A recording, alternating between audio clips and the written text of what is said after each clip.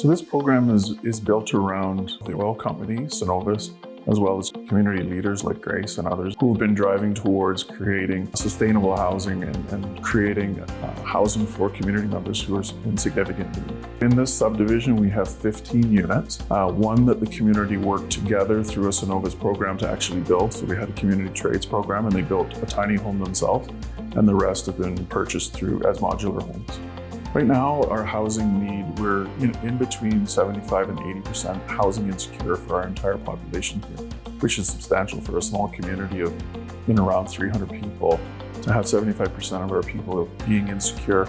And the definition of insecure ranges from living in overcrowded multi-generational housing to couch surfing to living in substandard, no running water trailers that have had to be insulated. So it's taking those people and working with them to provide safe housing, a good place to live, something that they can feel proud of and something that will help the community up. There was a trailer on this lot and there's a shop on this lot. Our group, the CRDAC, purchased this lot and then worked with the regional municipality of Buffalo to subdivide it out and then create this subdivision that you see here. We kept the shop actually because there's advantages to having that shop. If we're going to be running a housing program, we can have lawnmowers and we can store things there and we can use that as a home base for the community housing.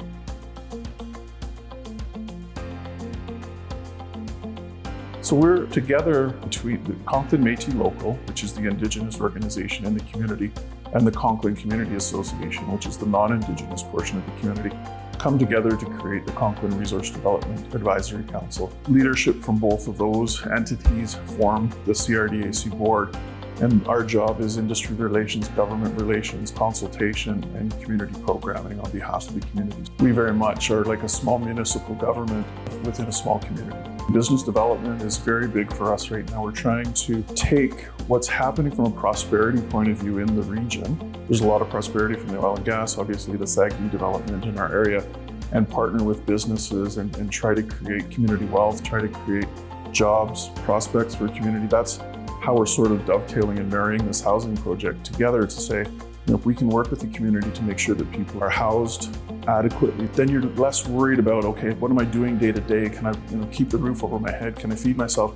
Now let's look for jobs. Let's look for the next step. Let's provide a wholesome community. Just that whole sort of well-rounded, like a job, a place to live, and like I say, partnerships and community wealth is something we're really trying to drive. I spend a lot of time on the land. I've learned a lot from the people here. That's a big thing for me is, if I'm going to be a part of and work in this community, I need to understand what is it people are doing in the community on the land.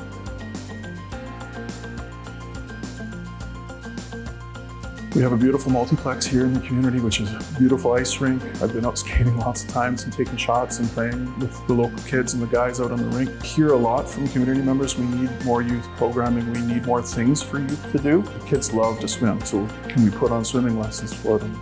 The kids are really interested in doing some martial arts, so we're going to get a martial arts program here for the kids. We really want to keep our kids engaged. We want them to stay here as opposed to have to go to McMurray or as opposed to have to go to Lac La Biche to spend their leisure time. Why not be able to spend your leisure time here at home versus driving an hour and a half either way, right? With the industry around here, we're absolutely just wanting to make sure we're on top of things environmentally and that we're monitoring and we're managing the environment, right? There has to be a balance between the industrial development and the environment. Tonight, we're going to bring in a bunch of fish and we'll do a bunch of sampling and send that fish tissue off for analysis. It's working with industry, it's working with the government of Alberta, it's working with the programs they have and making sure we get community members involved as well. It's really important for us to have community members who know the land out collecting samples. So we had a blueberry sampling program for the health of berries. We've been running that for the last 5 years. We do a culture camp annually.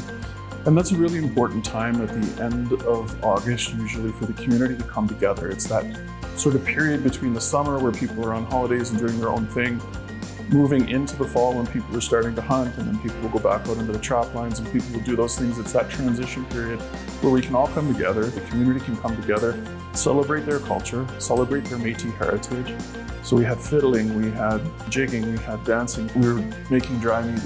We did all kinds of activities as part of trying to make sure that the kids have an opportunity to know who they are culturally and then have those elders be able to pass on that knowledge to those kids. It's so important for elders to be able to nurture children, pass on their knowledge, and feel like they're, the circle continues, right? So we try to provide that space and that place for the elders and the youth especially. Obviously there's the middle-aged people that are there and enjoying, but to me it's that relationship between the elders and the youth that really needs to happen. It happens out on the land, and that's why we do our culture camp.